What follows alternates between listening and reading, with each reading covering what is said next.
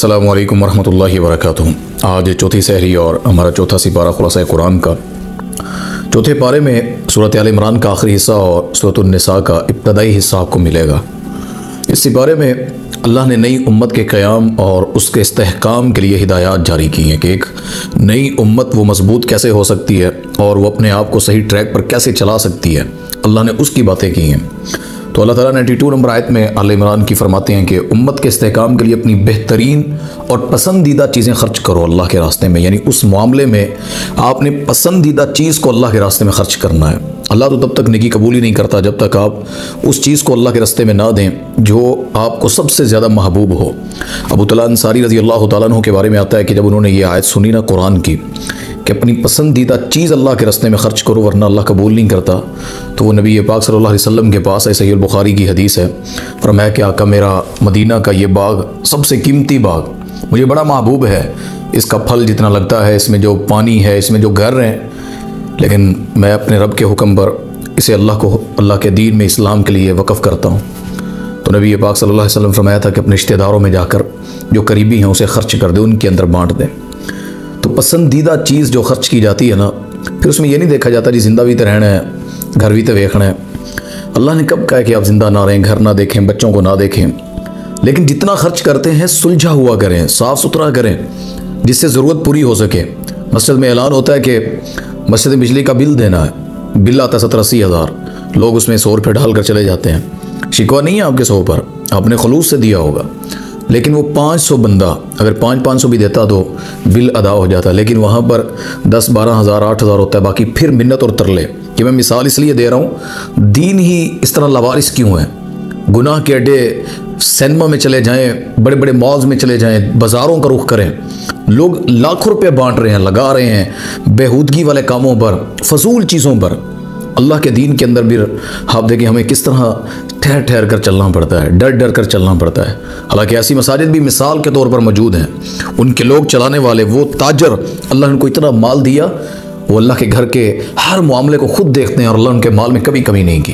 तो अल्लाह यहाँ ये चीज़ समझा रहे हैं, पसंदीदा चीज़ अल्लाह के रास्ते में खर्च करने से आगे इब्राहीम अलैहिस्सलाम की मिल्लत की अल्लाह कहते हैं इत्तबा करो, और उनकी तामीर करदा वो जगह यानी इबादत के लिए बनाया गया अल्लाह का घर, वो पहला घर है। उसकी अज़मत की 2 बड़ी निशानियाँ हैं बैतुल्लाह की। फरमाया गया कि एक उसमें निशानी वो मुकाम इब्राहीम है, यानी जिस पत्थर पर आज आप वहाँ पर जाएँ जहाँ 2 रकात पड़ी जाती हैं, तो उसके अंदर वो पत्थर है जिस पर खड़े होकर इब्राहीम अलैहिस्सलाम ने बैतुल्लाह की तामीर की थी। अल्लाह ने उन कदमों को नक्श कर दिया उन पर। तो यहाँ हमारे लोग कहते हैं ना कि पाकिस्तान में भी और हिंदुस्तान में भी और भी बड़े मुल्कों में जो कब्र परस्त हैं, मैं ऐसी वीडियोज़ देख चुका हूँ, वहाँ पर पाँव लगे हुए घोड़े के और कहा गया कि ये हज़रत अली के घोड़े हैं, किसी ने कहा जी फ़लाँ वली के घोड़े के कदम लगे हैं, और वही पत्थर बनाकर हजर असवद की निस्बत देकर लोग उससे प्यार कर रहे हैं। ये पत्थर इब्राहीम अलैहिस्सलाम जिस पर खड़े थे वो पैगम्बर खड़े थे उस पर, और अल्लाह ने उसका तज़किरा किया कुरान के अंदर कि मुकाम इब्राहीम जो है, तो ये पत्थर जो वहाँ पर मौजूद है जिस पर खड़े होकर इब्राहीम अलैहिस्सलाम ने तामीर की, एक वो सबसे बड़ी निशानी है। और दूसरी ये ज़ाहरी निशानी है, दूसरी बातनी निशानी है वहाँ पर बैतुल्लाह में, वो ये है कि जो शख्स वहाँ दाखिल होता है, अल्लाह फरमाते हैं वो अमन में, जो अनदेखा अमन तहफ़ुज़ है, यानी नज़र नहीं आ रहा, लेकिन वो रहमत के वो साए, वो फरिश्तों का हिसार, फरमाया कि अल्लाह की रहमतों में वो आकर सिमट जाता है। लिहाजा जो बैतुल्लाह तक जा सकता है, अल्लाह कहते हैं उस पर हज करना फ़र्ज़ है। अगर अल्लाह ने आपको इतना माल दिया है कि आप हज कर सकते हैं बग़ैर किसी परेशानी के, किसी स्नोयत के, सेहत भी है, सब कुछ है, तो आपको हज करना पड़ेगा। तो इससे आगे अल्लाह ताला फरमाते हैं जो सबसे बड़ी दावत है आल इमरान सूरत की 103 नंबर आयत में, अल्लाह फरमाते हैं कि अल्लाह की रस्सी को यानी दीन को, कुरान को अल्लाह ने जो कहा है, फरमाया कि अल्लाह की रस्सी के साथ मजबूती के साथ चिमट जाओ और फ़िरका बंदी में ना बढ़ो। वातसिमू बिहब्लिल्लाहि जमीआ वला तफर्रकू। ये आयत जब पढ़ी जाती है तो लोग कहते हैं फ़िरके नहीं बनाने चाहिए, जो जिथे लगा वो लगा रहे। वो जब आप दावत देंगे किसी को तो कोई शख्स आपके दावत सुनकर कहेगा कि जी तुसी ते तौहीद की दावत, इस्लाम में पैगाम की दावत, आप इसमें अकीदे की दावत दे रहे हैं तो भाभी हो गए। कोई नात पढ़ रहा है तो ये सिर्फ नात तो फ़लाँ तबका एक ख़ास है वो पढ़ता है। अच्छा जी तबलीग की बात आई है तो तबलीग तो सिर्फ ख़ास एक ग्रुप है वो करता है। अल्लाह की तौहीद, नबी पाक सल्लल्लाहु अलैहि वसल्लम की रिसालत, अल्लाह के दीन की दावत, तौहीद, तबलीग हर इंसान पर वो ज़ीरूह जिसने कलमा पढ़ा और सलमान है, इंसान है, अल्लाह ने उसको इस पर वाजिब कर दिया है। तो तफरीक़ा में ना पढ़ने के लिए सबसे बड़ी जो रस्सी है ना, जो कहा गया अल्लाह की रस्सी को मजबूती से थामो, वो अल्लाह का कुरान है। तो जिसने अल्लाह के कुरान को छोड़ना है, अपनी बातें करनी है, तो फिर वो चाहे लाख कहे कि मैं फ़िरका नहीं और कहे कि मैं अमन का दाई हूँ, कुरान उसको नहीं कहता कि वो अमन का दाई है और हक़ पर है। अल्लाह की रस्सी को पकड़ने वाला फ़िरके में नहीं पढ़ सकता। जब अल्लाह की रस्सी को पकड़ेंगे फ़िरका ख़त्म हो जाएगा। अल्लाह इस आयत में ये समझा रहे हैं। इससे आगे अल्लाह ताला ने उम्मत मोहम्मद सल्लल्लाहु अलैहि वसल्लम को बेहतरीन उम्मत कहा 110 नंबर आयत में, और हमें जो अम्बिया की ज़िम्मेदारी अदा कर रही है, नेकी का हुक्म देती है और बुराई से मना करती है। हमारे वो साफ़ अल्लाह बतला रहे हैं, यहूदियों को, ईसाइयों को उनके सामने रख रहे हैं कि उम्मत मोहम्मदिया सल्लल्लाहु अलैहि वसल्लम को अल्लाह ने ख़ास क्यों बनाया है। ये अजीम उम्मत है कि ये बुराइयों से रोकती है, नेकी का हुक्म देती है। ये हमारे वो खूबी अल्लाह ताला ने, हमारे आका ने, हमारे नबी सल्लल्लाहु अलैहि वसल्लम ने भी हमें बतलाई, जो आज हमारे अंदर इतनी नापैद हो चुकी है। किसी को दावत देने लगे तो वो कहते हैं हाँ जी हुण दीन सारा तुसी सुनाना है जी। कोई किसी की सलाह करना चाहे, हाँ तेरे च बड़ा तकवा लोड होया है, ये हम नहीं कहते। ये उम्मत मोहम्मदिया की खसूसियत है। कोई मुसलमान भी बुराई से रोकता है, नेकी की दावत देता है, तो उसे खुश होना चाहिए कि वो नबी की उम्मत मोहम्मद सल्लल्लाहु अलैहि वसल्लम में शामिल है। उसको अल्लाह का कुरान कह रहा है कि ये बेहतरीन उम्मत है और ये बेहतरीन उम्मती है जो ये अमल कर रहा है। तो इससे आगे अल्लाह ताला 118 और 120 नंबर आयत फरमाया कि मुसलमानों के अलावा किसी को राजदान न बनाओ, क्योंकि जो दूसरे ना मुसीबत में तुम्हें डालने की कोशिश करेंगे, उनके दिलों में तुम्हारे लिए अल्लाह कहते हैं बुग़्ज़ भरा है और तुम्हारी कामयाबी पर उंगलियां चबाते हैं, मुंह में डाल लेते हैं कि ये कामयाब हो गए हैं, और तुम्हें तकलीफ़ देने पर, पहुंचने पर वो खुश होते हैं। तो अल्लाह कहते हैं कि तुमने इनको अपना राजदान नहीं बनाना। जिस तरह हमारे मुल्क के लीडर गंदे लोगों को, गंदे लोग, उनकी गलियाँ रोड साफ़ हैं, तो इसका मतलब ये नहीं कि वो बहुत आला किस्म के लोग हैं। सफाई का हमें भी हुक्म है, लेकिन अल्लाह को छोड़कर, दीन को छोड़कर वो जो गंदे लोग हैं, अल्लाह कहते हैं ये दुश्मन है इस्लाम के, नजस है, मुशरक नजस होता है। तो ये जितने मुशरक हैं इस्लाम के अलावा, तो अल्लाह कहता है इनको राजदान ना बनाओ, इन्हें कोई बात ना किया करो। यहाँ ये भी बात समझ आती है, यानी अगर हम किसी को राज बतलाते हैं, आपने किसी को अपनी पर्सनल बात बतलाई और वो उसे राज नहीं रखता, तो ये किसकी अल्लाह ताला बातें कर रहे हैं कि वो काफरों की आदत है, वो मुशरकों की आदत है, गैर मुस्लिमों की आदत है कि वो तुम्हें तकलीफ़ मिलने पर, तुम्हारे राज को राज ना रखने पर, वो तुम्हारी खुशियों पर हसद करते हुए वो इस चीज़ पर ज़िंदगी गुजारते हैं। तो अल्लाह कहते हैं राज रखने वाला, अपने मुसलमान भाई की इज़्ज़त का दिफा करने वाला ही मुसलमान होता है। यहाँ अल्लाह ये बात समझा रहे हैं। और फरमाया कि अगर तुम सब्र और तकवा इख्तियार कर लो तो तुम्हारे दुश्मन तुम्हारा कुछ नहीं बिगाड़ सकते। अल्लाह कहते हैं अगर तुम सब्र करके, तकवा इख्तियार करके, यानी दुश्मन तुम्हारा जितना कवी है, तुम्हारे ऊपर हसद करता है या जितना तुम्हें तकलीफ़ देना चाह रहा है, तुम सब्र और तकवे का दामन इख्तियार कर लोगे ना, तो मैं रब तुम्हें, अल्लाह कह रहे हैं, गारंटी दे रहा हूँ, तुम्हारा कोई कुछ नहीं बिगाड़ सकेगा। इससे आगे अल्लाह ताला 121 और 127 नंबर आयत तक आल इमरान की बदर और ओहद में फरिश्तों के ज़रिए जो अल्लाह ने मदद की है ना, अल्लाह उसका तज़किरा कर रहे हैं। और साथ अल्लाह ये समझा रहे हैं आयत में कि इसी तरह वो अब भी तुम्हारी मदद करेगा, जिस तरह उसने बदर और ओहद में मदद की ना फरिश्तों के ज़रिए। अल्लाह अकबर। वो बदर की जंग, मैं तो जब वो पढ़ता हूँ हैरान होता हूँ। अल्लाह का होना, अल्लाह का इंसान को मिल जाना, आप तसव्वुर नहीं कर सकते कितनी बड़ी नेकी है। ये जो अल्लाह ने इन आयात में 121 और 127 नंबर आयत तक आल इमरान में फरिश्तों की मदद और बदर और ओहद की बातें की हैं। अल्लाह अकबर। नबी पाक सल्लल्लाहु अलैहि वसल्लम के अल्लाह ने 5 मददें की थी बदर में। आएगा रमज़ान में इंशाअल्लाह यौमुल फुरक़ान का दिन, उस पर भी तबसरा करेंगे आपके साथ। 5 मददें जो अल्लाह ने की थी ना, उन 5 मदद में एक मदद ऐसी थी, अल्लाह की कसम, जिसकी वजह से अल्लाह के नबी सल्लल्लाहु अलैहि वसल्लम ने अपने ईमान को और अपने चेहरे पर खुशी लाकर सहाबा को कामयाबियों की वहाँ पर खुशखबरियाँ सुनाई। वो कौन सी है, वो इंशाअल्लाह आपके साथ उस दिन मुकम्मल तफसील से इंशाअल्लाह उस पर बात करेंगे।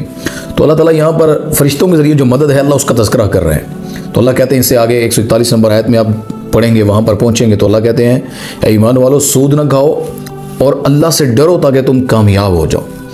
सूद इतनी बड़ी लानत है। मेरा जितना तजर्बा है, मैं जितने हम ताजरों के साथ, दोस्तों के साथ बैठते हैं, सूद वाला बंदा कभी कामयाब नज़र नहीं आएगा। सूद वाला बंदा कमाता हुआ भी कंगाल होगा।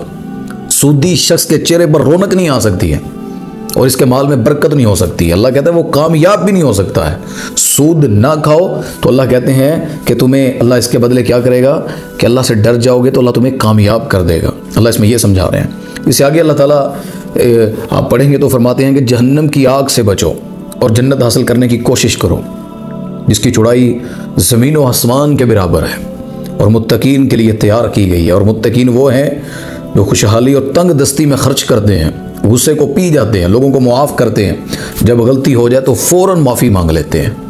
अल्लाह इतनी औसाफ बतलाकर ईमान वाले का तस्करा कर रहे हैं जिनकी जन्नत है और जन्नत कितनी वुसअत वाली है। अल्लाह ये सारी बात इसमें कर रहे हैं। फरमाया कि उसकी वुसअत, उसकी इतनी ज़्यादा चौड़ाई जो ज़मीन व आसमान के बराबर है। अल्लाह फरमाते हैं ये मुत्तकीन की है। मुत्तकीन यानी अल्लाह से डरने वाले, और अल्लाह से डर कर क्या करते हैं, खुशहाल हैं या तंग दस्त हैं। ये शर्त ही नहीं है, होंगे तो देंगा। लोग कहते हैं जी हालात ख़राब हैं, अल्लाह आपके हालात बेहतर करने के लिए तो कहता है कि खर्च करो, अल्लाह के दीन पर लगाओ, रिश्तेदारों में, अजीज़ों में, जहाँ ज़रूरत है अपने माल को उस जगह पर लगाओ। तो अल्लाह क्या कहते हैं कि अल्लाह ताला ऐसे ईमान वालों को जन्नत देता है, वो तंगदस्ती और खुशियों में भी खर्च करते हैं। तो इनके लिए अल्लाह ने इतनी बड़ी जन्नत तैयार कर रखी है। और गुस्से को पी जाते हैं, लोगों को मुआफ़ करते हैं। हमारे लोग गुस्सा नहीं पीते, आगे से बतलाते हैं तो मैंने जानता नहीं मेरे च कितनी वो है, ताकत है, मेरा तबीयत और मेरा मिजाज नहीं समझता, तो इसको पहलवानी समझता है। सहाबी आए थे नबी पाक सल्लल्लाहु अलैहि वसल्लम के पास, कहते हैं सल्लल्लाहु अलैहि वसल्लम मुझे नसीहत फरमाए, और मैं ला तग़ज़ब, गुस्सा ना किया कर। वो सहाबी कहते हैं या रसूलल्लाह सल्लल्लाहु अलैहि वसल्लम इसके अलावा कोई नसीहत फरमाए। उसको लगा ये आम सी नसीहत, कोई और बड़ी बात मसाइल बताए जाते। फरमाया ला तग़ज़ब, गुस्सा ना किया कर। उसने फिर पूछा, फरमाया ला तग़ज़ब, गुस्सा करना तू छोड़ दे, जन्नत की ज़मानत तुझे मैं मोहम्मद सल्लल्लाहु अलैहि वसल्लम देता हूँ। यानी इतनी बड़ी ये चीज़, वो बार बार पूछ रहा है कि शायद कोई और नसीहत इससे बड़ी होगी। आका एक ही बात कर रहे हो, गुस्सा ना कर, तो उसके बदले जन्नत की ज़मानत। हर लड़ाई की वजह तलाक़ें, खावंद बीवी में और दोस्तों में, हर जगह पर बुनियाद उसकी गुस्सा होता है। तो अल्लाह कहते हैं माफ़ कर देने वाले भी होते हैं वो। और खुद से गलती हो जाए ना, खुद से फ़ौरन माफ़ी मांग लेते हैं। गलती मान लेने से ना आधा सर दर्द ख़त्म हो जाता है, आधी परेशानी ख़त्म हो जाती। कोई गुनाह गलती हो जाए, आप तस्लीम कर ले, एक्सेप्ट कर लेंगे हुआ है, आपकी आधी परेशानी ये रिलीज़ हो जाएगी। फिर उस गुनाह की है तो तौबा करें। अगर वो गलती ऐसी है जिसको सुधार सकते हैं तो उस गलती को सुधार लें। तो इससे आगे अल्लाह ताला फरमाते हैं कि ग़ज़वा उहद का तज़किरा अल्लाह ने किया। ये तो बात थी 132 और 136 नंबर आयत तक। इससे आगे 139 नंबर आयत में अल्लाह कहते हैं ग़ज़वा उहद का तज़किरा, और मुसलमानों से जो गलती हुई, यहाँ पर सरजद हुई, अल्लाह ने उस पर तबसरा किया। और आखिर पर फरमाया कि कमज़ोरी ना दिखाओ और गमज़दा भी ना हो, अगर तुम मोमिन हो तो तुम ही गालिब रहोगे। ये अल्लाह समझा रहे हैं। बड़े लोग एतराज़ भी करेंगे, वो जी उहद में सहाबा उनकी सफ़ें बिखर गई, वो भाग गए, तुम किस जंग की बात कर रहे हो? दूसरा मार्का है, अभी मालो मता इतने नहीं मिले थे। जंगों के अंदर पीछे से हमला हो गया, परेशानी का आलम था, कोई इधर उधर हुआ भी है, अल्लाह ने उसके दिलों की कैफियत देखी भी है। तो ये नहीं कहा कि इनका ईमान ही कबूल नहीं है, फरमाया इनसे गलती सरजद हुई है। और कुल्लु बनी आदम खता, आदम का हर बेटा बेटी खताकार है सिवाय नबियों के। तो सहाबा पर तबसरा किस लिए? खुद कायनात का खालिक उन सहाबा के बारे में अपने नबी से कह रहा है कि मेरे नबी इनके जो मामलात हैं ना, इनको कहीं कमज़ोरी ना दिखाएं और गमज़दा भी ना हो। इंशाअल्लाह अल्लाह ने उन्हें कहना गम ना करो, तो उसी जितना मर्जी कहो कि साहबा वो ऐसे थे वो ऐसे थे, अल्लाह ने उनको कहा तो गम ना कर। ये उनके लिए बहुत बड़ी खुशखबरी है। और फरमाया तुम मोमिन हो तो तुम ही गालिब रहोगे। सहाबा मोमिन थे, डट गए, जंग जो शिकस्त थी वो फतह में तब्दील हुई। तो अल्लाह ताला यहाँ पर उसका तज़किरा फरमा रहे हैं। तो अल्लाह ने इससे आगे फरमाया कि नबी पाक सल्लल्लाहु अलैहि वसल्लम ने फरमाया कि ग़ज़वा उहद के दौरान जो सहाबा से गलती हुई और मैं उनसे दरगुजर करें। हमारे नबी को अल्लाह कह रहे हैं कि उस गलती से भी दरगुजर कर दें, उनके लिए इस्तग़फ़ार करें और उन्हें अपने मशवरे में शरीक करें। ये 159 नंबर आयत है। यानी ये तमाचा अल्लाह ने साथ ही मारा उन जालिमों के मुंह पर जो सहाबा पर लान तान करते और उनके ईमान पर शक करते हैं। अल्लाह कहते हैं उनकी गलती से दरगुजर कर दें, यानी अल्लाह भी कर चुका है, आप भी कर दें, उनके इस्तग़फ़ार करें। हो गई ये गलती तो अल्लाह से इस्तग़फ़ार करें। मैदान मक्तल में नहीं समझ लगी अचानक, अपना पुत्र की गलती कर देना, 700 गुनाह भी कर ले, शाम को घर सुलाते हैं और इंसान है जी, कोई गाली सुधर जाएगा। और सहाबा की बारी है, ऐसे ऐसे टेस्टर लेकर बैठे होते हैं जिनको अपने ईमान के टके का नहीं पता, वो सहाबा के ईमान पर बोलते हैं, जिनकी फजर की नमाज़ें मस्जिद में नहीं होती। आप देखे जाकर, जिनकी शक्लों से नहीं लगता कि ये सुन्नत रसूल के मुताबिक इनकी शक्लें हैं, और तबसरा करते हैं सहाबा के ईमान पर। तो अल्लाह कहते हैं इनको शामिल करें अपने मशवरे में। मशवरे में वो बैठता है जो उस कबीना का इस काबिल हो और उन सफ़ों का रहने वाला, यानी उनकी हसीयत का। तो अल्लाह ने सहाबा को नबी की सफ़ों में बैठने का कहा, तो यानी कि वो अल्लाह के भी करीब थे। तो इससे आगे अल्लाह ताला ने ग़ज़वा का मकसद समझाया। फरमाया कि 166 और 168 नंबर आयत में फरमाया कि ग़ज़वा जो होता है ना, ये मोमिन और मुनाफिकीन में फ़र्क को वाज़े कर देता है। अब्दुल्लाह बिन उबई जैसे और भी बड़े मुनाफिक जो नहीं गए, अल्लाह ने कहा ये मोमिन थे जो गए हैं। ये ग़ज़वा होना, इसके अंदर पता लग जाता है कि कौन किस पानी के अंदर है, केड़ा को उहदे अंदर ईमान है ना, अल्लाह कहते हैं वाज़े हो जाता है। तो अल्लाह यहाँ पर ये बातें कर रहे हैं। इससे आगे अल्लाह ताला ने 169 और 171 नंबर आयत तो फरमाया कि ग़ज़वा उहद के शोहदा के मुताल्लिक कि वो अल्लाह के यहाँ ज़िंदा हैं और जन्नत का रिज़्क़ खाते हैं, बल्कि वो तुम्हें भी पैगाम भेज रहे हैं कि तुम्हें डरना और गमज़दा नहीं होना चाहिए। ये जन्नत की रूहें, ये जन्नत के शहज़ादे, शोहदा, शहीद का मर्तबा बढ़ा है। शहीद का कतरा ज़मीन पर नहीं गिरता, अल्लाह उसे जन्नत दिखा देता। खून के कतरे गिरने से पहले शहीद के, अल्लाह अकबर, अल्लाह गुनाह माफ़ कर देता है सारे सिवाय कर्ज़ के। अल्लाह शहीद का हर गुनाह माफ़ कर देता है और वो जन्नत में होते हैं, रिज़्क़ खाते हैं, अल्लाह उन्हें खिलाता पिलाता है। एक हदीस में आता है कि अल्लाह उनकी रूहें सब्ज़ परिंदों में डाल देता है और वो जन्नत में इधर उधर उड़ते फिरते हैं और रिज़्क़ खाते फिरते हैं। तो इससे आगे अल्लाह ताला ने जो 179 और 80 नंबर आयत अल्लाह फरमाते हैं कि अल्लाह की राह में माल खर्च करने से बखीली ना करो, ये तुम्हारे लिए दुनिया में भी नुकसानदेह और आखिरत के अंदर भी। और इसका मतलब ये हरगिज़ नहीं कि अल्लाह को तुम्हारे मालों की ज़रूरत है, बल्कि वो तो ज़मीन व आसमान का मालिक है। ये वो लोग जो बखील हैं, बखील जन्नत की खुशबू भी नहीं पाएगा। बखील शख्स, अपने माल में बुखल रखने वाला। और फरमाया कि ये तुम्हारे लिए नुकसानदेह है, दुनिया में भी आखिरत में भी। खर्च नहीं करोगे, माल नहीं बढ़ेगा, माल पाक नहीं होगा, ज़कातें नहीं दोगे, बुखल में रहोगे, तुम्हारा दिल छोटे से छोटा होता रहेगा। बहने वाली नदी ना वुसअत में रहती है, बढ़ती रहती है, साफ़ रहती है, खड़ा हुआ पानी ख़राब हो जाता है तालाबों की शक्ल में। बहता हुआ माल यानी अल्लाह दे रहा है, लगाई जा रहे हो, अल्लाह बढ़ाता रहेगा और इस माल को अल्लाह वुसअत देता रहेगा। लेकिन अगर नहीं दोगे तो दुनिया आखिरत में भी नुकसान है। और ये ना जहनों में रखना कि अल्लाह को ज़रूरत है, अल्लाह के इस्लाम को बड़ी ज़रूरत पड़ चुकी है, इस्लाम खड़ा ही तुम्हारे माल पर है। अल्लाह ज़मीन व आसमान का मालिक है। लियब्लुवकुम अय्युकुम अहसनु अमला, तुम्हारे लिए जो दीन में है ना, अल्लाह देखना चाहता तुम में से आसन अमल कौन करता है। अल्लाह तुम्हें ज़िंदगी इसलिए देता है कि देख सके कि तुम में से आला अमाल कौन करने वाला है। इससे आगे अल्लाह फरमाते हैं अक्लमंद वो है जो खड़े बैठे और लेटे हर हालत में अल्लाह का जिक्र करे, कायनात की तख्लीक में गौर व फिक्र करे और अल्लाह पर ईमान लाते हुए अल्लाह से दुआएं मांगते हैं। ये अल्लाह ताला बात कर रहे हैं उन ईमान वालों की जिनकी ज़ुबानों पर हर वक्त अल्लाह की सना होती है। हमारे लोग सिर्फ़ अपनी ज़िंदगी के रोज़मर्रा के कामों में दुआएं पढ़ते रहना, खाना खाना बिस्मिल्लाह पढ़कर खाएं, बात की अल्लाह की तस्बीह बयान करें, खाना खाने के बाद वॉशरूम जाना है दुआ पढ़कर जाएं, निकलते हुए दुआ पढ़ें, सोते हुए दुआ पढ़ें, सवारी पर बैठते हुए दुआ पढ़ें। छोटी छोटी दुआएं हैं, ये पढ़ लेने वाला भी अल्लाह के ज़िक्र में शामिल हो जाता है। अल्लाह के ज़ाकिर वो जो ज़िक्र में हर वक्त मसरूफ़ रहते हैं, अल्लाह उनके अंदर शामिल कर देता है। तो कम अज़ कम ये ज़िक्र तो करते रहे। नहीं इतनी लंबी तस्बीहात होती तो चलो वो अलग बात है, लेकिन रोज़मर्रा की दुआएँ पढ़ लेने वाला बंदा भी, वो भी अल्लाह के यहाँ बड़ा मोतबर होता है, वो ज़िक्र करने वालों में शामिल होता है। तो अल्लाह फरमाते हैं कि कायनात की तख्लीक में वो गौर व फिक्र करते हैं। बगैर सतूनों के आसमान को खड़ा कर दिया, इससे बड़ा ईमान तुम्हें अल्लाह क्या दिखाए? तुम्हें ईमान लाने के लिए क्या दिखाए, क्या चीज़ दिखाए तुम्हें? ज़मीन को किस तरह अल्लाह ने बिछा दिया, कहीं पहाड़ है, कहीं चटियल मैदान है, कहीं सहरा है, कहीं समंदर के किनारे हैं। तो अल्लाह कहता है कायनात के ऊपर इसकी तख्लीक पर गौर व फिक्र क्यों नहीं करते हो? सारी दुनिया मिल जाए जो अल्लाह ने पहाड़ बनाए, कोई दुनिया का शख्स पहाड़ नहीं बना सकता। सारी दुनिया मिल जाए जो अल्लाह ने किनारे समंदरों के बनाए हैं, उनको कोई खुद नहीं ठहरा सकता। ये अल्लाह कहते हैं इस पर गौर क्यों नहीं करते और अल्लाह पर ईमान लाते और अल्लाह से दुआएं मांगते हैं। ये ईमान वाले की खूबी है, ईमान लाना अल्लाह पर। अल्लाह कैसा है, अल्लाह ने कैसे बनाया, क्या है, सानू नहीं पता। नबी ने कह दिया, कुरान ने बतला दिया, समअना व अताना, हमारा उस चीज़ पर ईमान है। और इससे आखिर में फिर अल्लाह ने वो 4 नसीहतें फरमाई। सब्र करो, मुकाबले में जमे रहो, 200 नंबर आयत में फरमाया कि मोर्चा बंद रहो और अल्लाह से डरते रहो। सब्र सब्र अल्लाह इतना क्यों कहते हैं? सब्र जिस बंदे को सीखना या अमल करना आ जाए ना, उस बंदे को दुनिया की कोई चीज़ न गिरा सकती है न झुका सकती है। इमाम अहमद बिन हम्बल को उन्होंने पकड़ लिया जब उन्होंने कहा कि किताब जो है अल्लाह की ये मखलूक नहीं है, अल्लाह की किताब है। वो कहते नहीं अल्लाह की मखलूक। बड़ी बहस की, उन्होंने मारा पीटा भी इन्हें।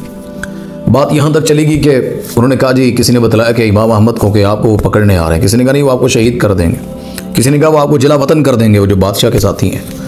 इमाम अहमद बिन हम्बल फरमाने लगे मुझे किसी चीज़ में कोई ख़तरा नहीं है, वो कैद कर देंगे, तन्हाई में अल्लाह से बातें करने का मौका मिल जाएगा, अकेला अल्लाह के साथ जुड़ा रहूँगा, अल्लाह से बातें करता रहूँगा। और अगर मुझे वो जिला वतन करते हैं, निकाल देते हैं शहर से, कोई मसला नहीं, मैं जिस जगह पर जाऊँगा मैं वहाँ अल्लाह के दीन का काम करूँगा। किसी ने कहा था मुझे वो मार देंगे, शहीद कर देंगे। तो शहादत से बड़ी तमन्ना क्या हो सकती है? मार दें, वो कोई मसला नहीं। तो दुश्मन परेशान था, इसको कौन सी परेशानी देंगे, तो हर हाल में अपना जहन तैयार कर चुका है। तो मोमिन बंदा जब सब्र सीख लेता है ना, तो उस जैसा ताकतवर कोई नहीं होता। तो अल्लाह ताला इससे आगे फिर यहाँ तक 200 आयत नंबर तक आल इमरान की ये तज़किरा, इससे आगे भी सूरह निसा है।